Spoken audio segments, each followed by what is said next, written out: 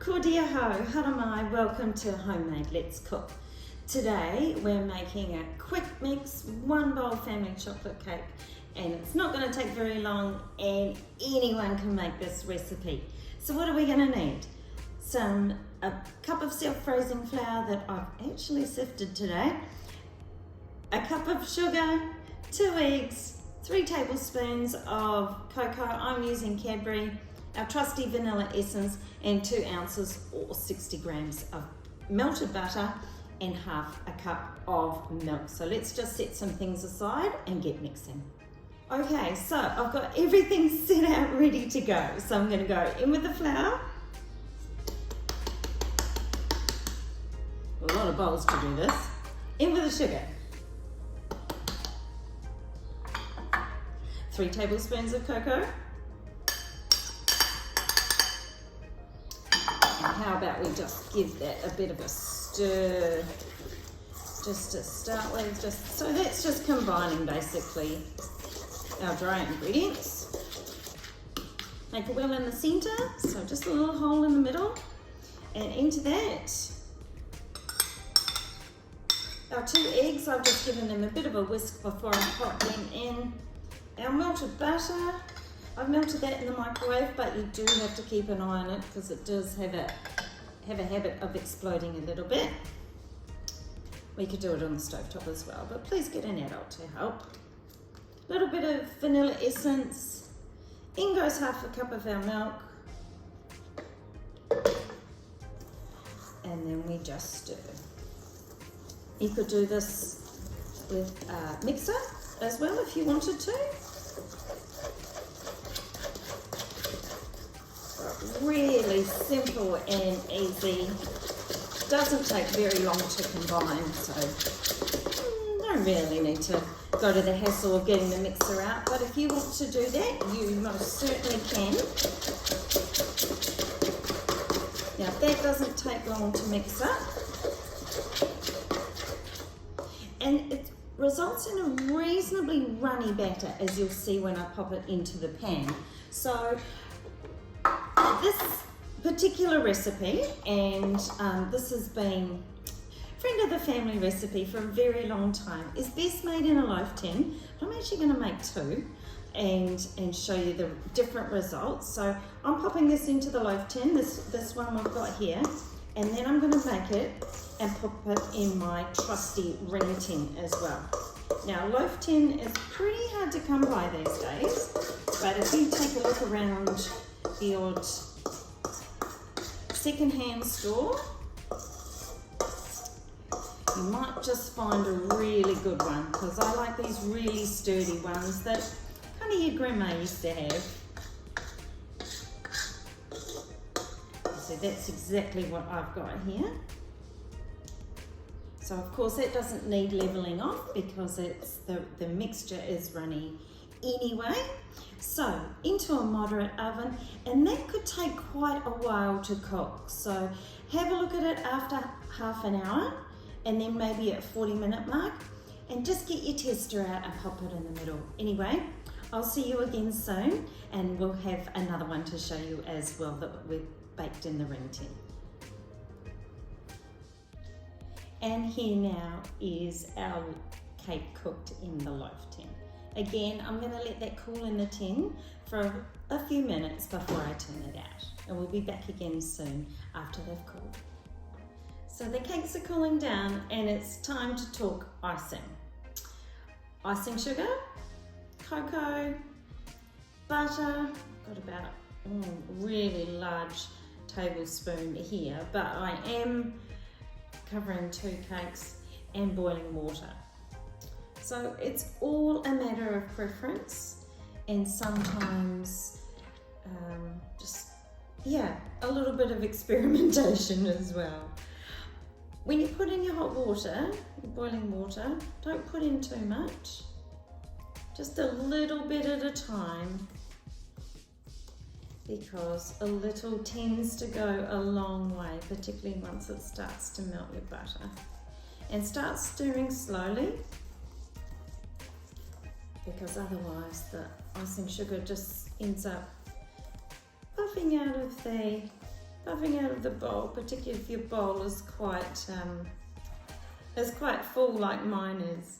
Okay, so it's safe for me now to add some more hot water. Of course, if you add too much, you can always put in some more icing sugar. If you're anything like us, sometimes there's not enough icing sugar, so you have to be really, really careful. So it's up to you what consistency you want your icing to be. Because some of us like a buttercream and you can add lots more butter. And some of us just like a bit more of a hard coating on our cake with our icing.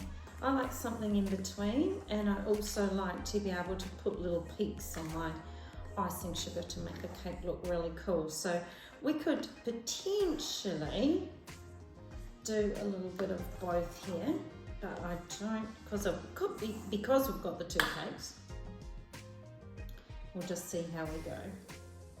I'm just going to put a little bit more in there. And depending on how much butter you've got in your icing as well, depends on where you want to store your cake too. If you've got lots of butter in a buttercream, you might be better off to store it in the fridge.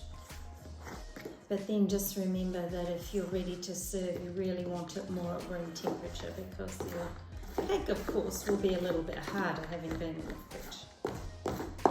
Alright, so I'm pretty happy with the consistency of this. So it's pretty much dropping consistency. Alright, so grab a plate. We're going to do the loaf cake first.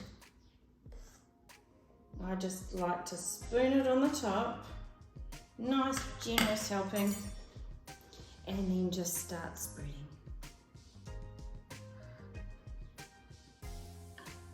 Doesn't really take too long, and you don't have to be too careful with it either. Just have some fun. Cooking should be about fun. So the loaf did take a lot longer to cook than the ring tin, and that's just because of the surface area of the tin to the actual cake. So I'm just going to leave this one with a relatively smooth sheen on it. You can also use a cake turntable, which I've got one, I just haven't got it out. Which is a little bit silly of me, isn't it? Alright.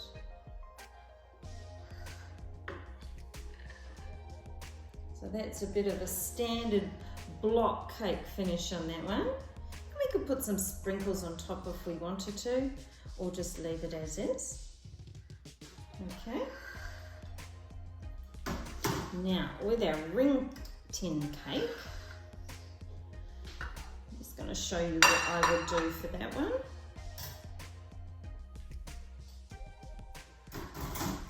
So again, just generously scoop it on.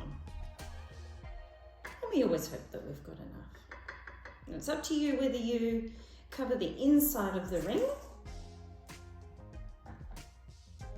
It's not really going to matter either which way.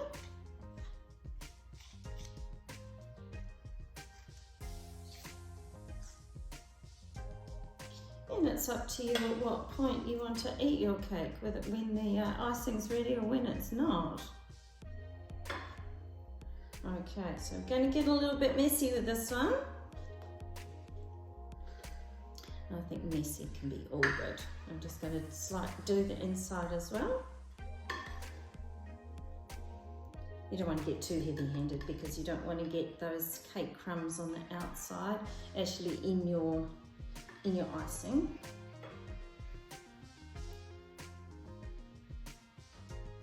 For this kind of effect, your icing is quite thick on the top. Doesn't matter so much about the sides. I've actually got plenty of icing, and it's up to you how much cocoa you put in your icing as well, because some of us like it really chocolatey and others won't. Okay, so what I like to do now is just kind of fluff it a little bit. So you just poke and prod, just little kind of swirls, just puff it up a little bit. So almost look like waves. So just keep on turning your plate.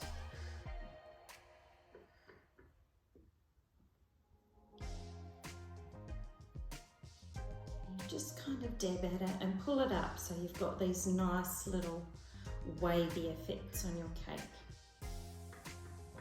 So you see the icing is a lot thicker than on the loaf cake, which enables me to do that.